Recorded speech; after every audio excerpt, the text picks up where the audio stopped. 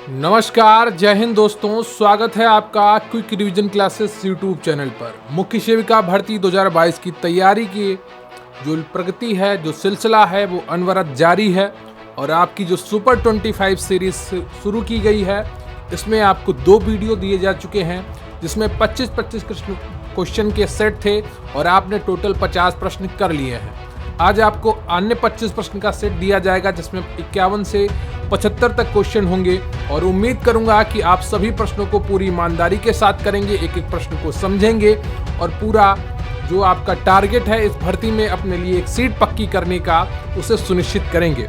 बिल्कुल भी चिंतित मत होइए। देखिए, वीडियो के एग्जाम की डेट आ गई है और आपके एग्जाम की डेट भी बहुत ही शीघ्र आने वाली है, इसलिए निरंतर पढ़ाई जारी रखिए और फोकस बनाए रखिए।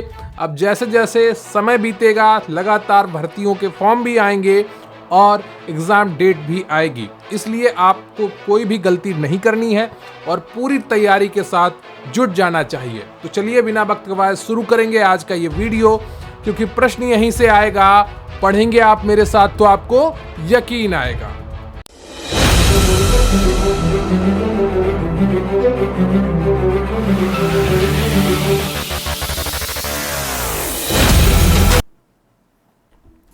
तो आज का आपका 51 प्रश्न है, मैरिज इज ए सोशल क्या है? वैवाहिक एक सामाजिक क्या है? ऑप्शन ए है समाजशास्त्रीय संस्था, शादी, धार्मिक मान्यता प्राप्त मिलन या ऑल ऑफ द अबव। बताइएगा, विवाह एक सामाजिक रिक्त स्थान है, क्या है ये आपको बताना है। बहुत ही आसान उत्तर होगा अगर आप बताएंगे। बताइएगा। तो पहला क्या है? समाजशास्त्रीय संस्था है, बिल्कुल सही है। विवाह एक समाजशास्त्रीय संस्था है, समाज की बुनियाद इसी पर तैयार होती है। शादी, बिल्कुल शादी भी होती है, ठीक है। और धार्मिक मान्यता प्राप्त मिलन, धर्म का इसे मान्यता भी मिलती है। तो ऑल ऑफ द अबव यानी कि डी ऑप्शन आपका सही हो जाएगा। अगला प्रश्न है आपका, जनसंख्या वृद्धि के सिद्धांत से कौन संबंधित है? सोरोकिन, माल्थस, वेबर या टानीज। बताइएगा, जनसंख्या वृद्धि के सिद्धांत से कौन संबंधित है? एबीसीडी में आपका कौन सा ऑप्शन सही होगा? 52 का। तो बहुत ही आसान उत्तर है, कई बार आप कर चुके हैं, बी ऑप्शन माल्थस। मैं आपका समय जाया नहीं करूंगा, लेकिन आपसे निवेदन करूंगा कि आप वीडियो को लाइक कर लीजिएगा, चैनल पर नए हैं तो चैनल को सब्सक्राइब कर लीजिएगा। अगला प्रश्न है आपका, झंडा किस संस्था से जुड़ा है? WHO, यूनिसेफ, UNFPA या ICMR। बताइएगा, यह झंडा किस संस्था से जुड़ा हुआ है? बताइएगा, यह झंडा किस संस्था से जुड़ा हुआ है? जो यहाँ पर झंडा दिख रहा है आपको, वो किस संस्था से जुड़ा हुआ है? WHO, यूनिसेफ, UNFPA या ICMR। तो 53 का जो सही उत्तर है आपका, वो हो जाएगा ए, WHO से जुड़ा हुआ है। अगला प्रश्न है आपका, कौन मानव शरीर में एक अंतःस्रावी ग्रंथि है? लार ग्रंथि, पाचन ग्रंथि, पीयूष ग्रंथि या पसीने की ग्रंथि। बताइएगा, कौन मानव शरीर में एक अंतःस्रावी ग्रंथि है? वैसे तो ये इस तरह के प्रश्न आपके सिलेबस में नहीं है और ना ही परीक्षा में आने की संभावना ज़्यादा है, लेकिन आपको तैयारी करनी है तो सब कुछ पढ़ना चाहिए। कौन मानव शरीर में एक अंतःस्रावी ग्रंथि है? सी। तो सी, पीयूष ग्रंथि। क्लियर आपको? पीयूष ग्रंथि बिल्कुल सही है। अगला प्रश्न है आपका, झगड़ा सुलझाने का सबसे अच्छा तरीका है? मारपीट करना, FIR करना, वार्ता करना या समझौता करना। बताइएगा, झगड़ा सुलझाने का सबसे अच्छा तरीका है। आप लोगों के भी झगड़े होते हैं, आप किस तरह से सुलझाते हैं? कमेंट करके ज़रूर बताइएगा। मुझे आपके सॉल्यूशन देखने हैं कि आप किस तरह से अपना झगड़ा सुलझाते हैं। आपके झगड़े के आधार पर होते हैं, वो भी महत्वपूर्ण करता है कि कैसे सुलझाए जाएंगे। तो झगड़ा सुलझाने का सबसे अच्छा तरीका है समझौता। क्या? समझौता। लेकिन समझौता सिर्फ बड़े बड़े लोग कर पाते हैं, जो समझदार लोग होते हैं। बाकी सभी लोग मारपीट पे उतरते हैं, FIR करते हैं, वार्ता करते हैं, लेकिन इन सब से गुजरने के बाद वो भी समझौता करते हैं। क्या करते हैं? अंत में समझौता वो भी करते हैं, लेकिन उससे पहले मारपीट, FIR, वार्ता, ये सब होता है आम लोगों की जिंदगी में। लेकिन जो उच्च कोटि के लोग होते हैं वो सीधे समझौता कर लेते हैं। क्लियर है आपको? तो डी ऑप्शन आपका बिल्कुल सही है। अगला प्रश्न है आपका, सामुदायिक क्या है? एक स्त्री धन है या विवाह के समय वधु को उसके माता पिता तथा अन्य संबंधियों से प्राप्त धन है, या दहेज है, या ऑल ऑफ दी अबव है। बताइएगा सौदायिक क्या है। 56 का कौन सा ऑप्शन आपका सही होगा? तो डी ऑप्शन आपका सही है, उपर्युक्त सभी। अगला प्रश्न है आपका, कौन सा विटामिन रक्त का थक्का जमने के लिए आवश्यक प्रोटीन और कैल्शियम को सक्रिय करता है? बताइएगा कौन सा विटामिन रक्त का थक्का जमने के लिए आवश्यक प्रोटीन और कैल्शियम को सक्रिय करता है? ऑप्शन ए है आपका विटामिन ए, ऑप्शन बी है विटामिन के, और ऑप्शन सी है विटामिन सी, और ऑप्शन डी है आपका विटामिन डी। तो इनमें से कौन सा ऑप्शन आपका सही होगा? 57 का आपको बताना है। तो इसका सही उत्तर क्या हो जाएगा? इसका सही उत्तर है आपका बी ऑप्शन, विटामिन के। अगला प्रश्न है आपका, मलेरिया रोग में शरीर का ताप कितना हो जाता है? 98.8 डिग्री से 101 फ़ारेनहाइट, या 101 डिग्री से 103 फ़ारेनहाइट, या 97 डिग्री से 100 फ़ारेनहाइट, या 106 डिग्री से 110 फ़ारेनहाइट। बताइएगा मलेरिया रोग में शरीर का ताप कितना हो जाता है? 58 का कौन सा ऑप्शन आपका सही है? तो बी ऑप्शन सही है, 101 डिग्री से 103 डिग्री फ़ारेनहाइट के बीच में रहता है। क्लियर है आपको? अगला प्रश्न है आपका, पोलियो संक्रमण के दौरान किस भाग को प्रभावित हो जाने पर रोगी में लकवा हो सकता है? फेफड़े, जिगर, किडनी, या केंद्रीय तंत्रिका तंत्र? देखिए प्रश्न की भाषा को बदल दिया गया है, लेकिन प्रश्न वही है। पोलियो संक्रमण के दौरान किस भाग के प्रभावित हो जाने पर रोगी में लकवा हो सकता है? इसका सही उत्तर है आपका डी ऑप्शन। क्या? डी ऑप्शन बिल्कुल सही है। यहां पर आपसे प्रश्न पूछा जा सकता था कि पोलियो संक्रमण शरीर के किस हिस्से को प्रभावित करता है, किस अंग को प्रभावित करता है, लेकिन यहां पर भाषा बदल के क्या पूछ लिया गया आपसे? पोलियो संक्रमण के दौरान किस भाग के प्रभावित हो जाने पर रोगी में लकवा हो सकता है। चीजों को ध्यान रखिए, प्रश्न वही होंगे, बस भाषा बदली होगी। अगला प्रश्न है आपका, कौन सा विटामिन संक्रमण रोधी विटामिन भी कहलाती है? विटामिन के, विटामिन सी, विटामिन ए, या विटामिन बी? बताइएगा कौन सी विटामिन संक्रमण रोधी विटामिन कहलाती है? 60 का कौन सा ऑप्शन आपका सही हो जाएगा? तो इसका सही उत्तर है आपका सी, विटामिन ए।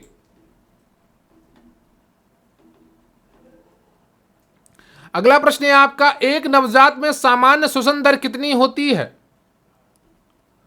40 से 30 प्रति मिनट, 25 से 20 प्रति मिनट, 25 से 15 प्रति मिनट, 20 से 10 प्रति मिनट। बताइए एक नवजात में सामान्य श्वसन दर कितनी होती है? 61 का कौन सा ऑप्शन आपका सही है? तो इसका ए ऑप्शन सही है, 40 से 30 प्रति मिनट। क्लियर आपको? अगला प्रश्न है आपका, कौन सी स्वास्थ्य एजेंसी मुख्य रूप से बच्चों के शारीरिक, मानसिक तथा नैतिक विकास से संबंधित है? A, Indian red cross society, B, family planning association of India, C, भारतीय बाल विकास परिषद, डी, हिंदू कुष्ठ निवारण संघ।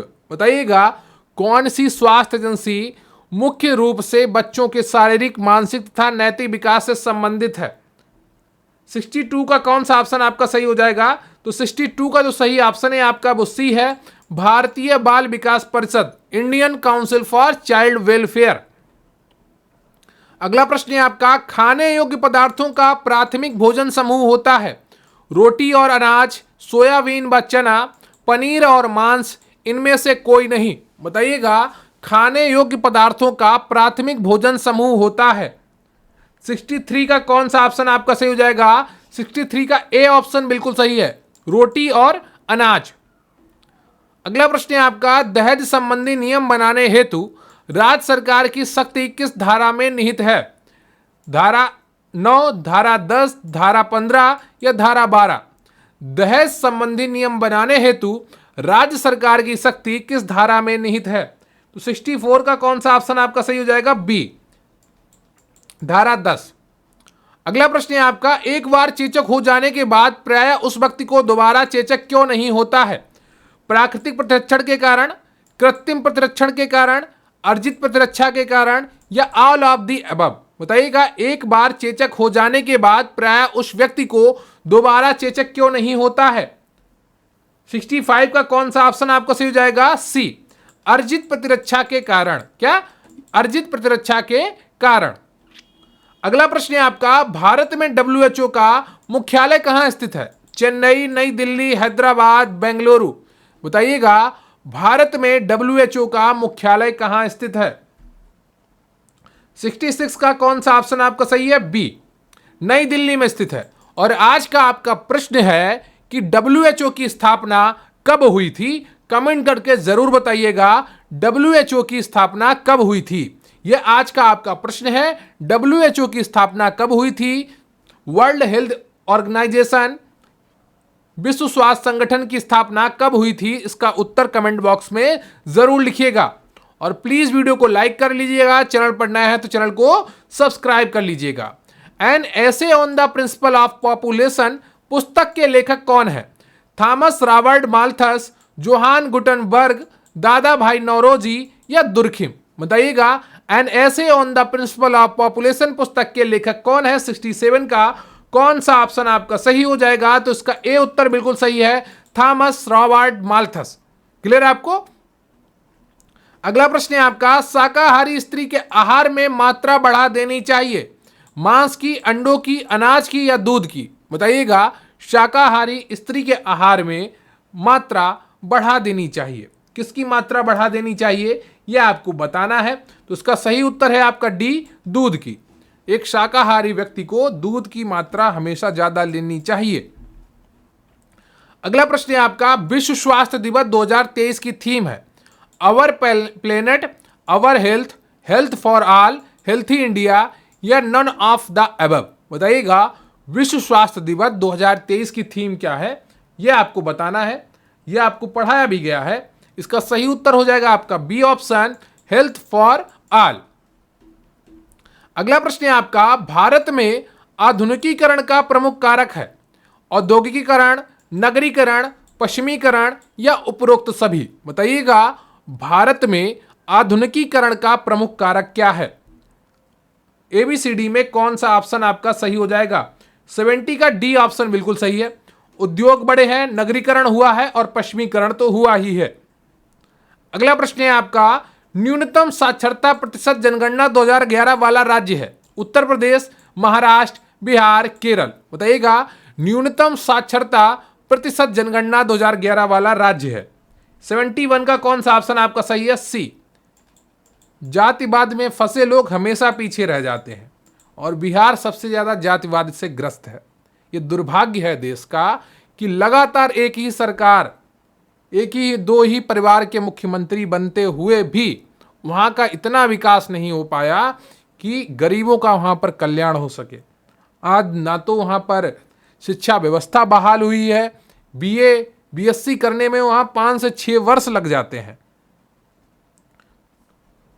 अगला प्रश्न है आपका, दूध में प्रोटीन किस रूप में होता है? केसिन, ग्लूटीन, मायोसिन, एब्लुमिन? बताइएगा, दूध में प्रोटीन किस रूप में होता है? 72 का ए ऑप्शन सही है, केसिन के रूप में होता है। अगला प्रश्न है आपका, माता पिता से संतानों को प्राप्त होने वाले गुणों को कहते हैं वंश, अनुवांशिक गुण, जीन्स या इनमें से कोई नहीं? बताइएगा, माता पिता से संतानों को प्राप्त होने वाले गुणों को क्या कहते हैं? 73 का जो सही उत्तर है आपका वो कौन सा हो जाएगा? वो बी है, क्या? अनुवांशिक गुण। अगला प्रश्न है आपका, किस स्वास्थ्य एजेंसी का मुख्यालय जिनेवा में स्थित है? WHO, यूनिसेफ, UNFPA या FAO? बताइएगा, किस स्वास्थ्य एजेंसी का मुख्यालय जिनेवा में स्थित है? 74 का कौन सा ऑप्शन आपका सही हो जाएगा? तो ए ऑप्शन बिल्कुल सही है, WHO। और प्लीज वीडियो को लाइक कर लीजिए, चैनल पर नए हैं तो चैनल को सब्सक्राइब कर लीजिए। अगला प्रश्न है आपका, किस अंतरराष्ट्रीय स्वास्थ्य एजेंसी का मुख्यालय रोम में स्थित है? FAO, WHO, यूनिसेफ या ऑल ऑफ द अबव? बताइएगा, किस अंतरराष्ट्रीय स्वास्थ्य एजेंसी का मुख्यालय रोम में स्थित है? बताइएगा। तो इसका सही उत्तर क्या हो जाएगा आपका? ए, FAO। क्लियर है आपको? ए ऑप्शन आपका सही है। तो ये रहा आपका सुपर 25 सीरीज का प्रैक्टिस सेट नंबर 3। यहां पर आपने 25-25 प्रश्न करके एक टोटल 75 प्रश्न अब तक कर लिए हैं और उम्मीद करता हूं सभी प्रश्नों को आपने अच्छे से रिवाइज किया होगा, अच्छे से ईमानदारी के साथ किया होगा। तो आज कमेंट करके जरूर बताइएगा इन 25 प्रश्नों में आपकी कुल कितने प्रश्न सही हुए। मुझे आपके कमेंट्स का इंतजार रहेगा। और जो आज आपसे प्रश्न पूछा गया है कि WHO की स्थापना कब हुई थी, उसका उत्तर भी कमेंट बॉक्स में जरूर लिखिएगा। और प्लीज वीडियो को लाइक कर लीजिएगा, चैनल पर नया है तो चैनल को सब्सक्राइब कर लीजिएगा। अगर आपको ये वीडियो पसंद आया हो तो कमेंट करके जरूर बताइएगा, मुझे आपके कमेंट्स का इंतजार रहेगा। तो थैंक यू वेरी मच। जय हिंद, जय भारत।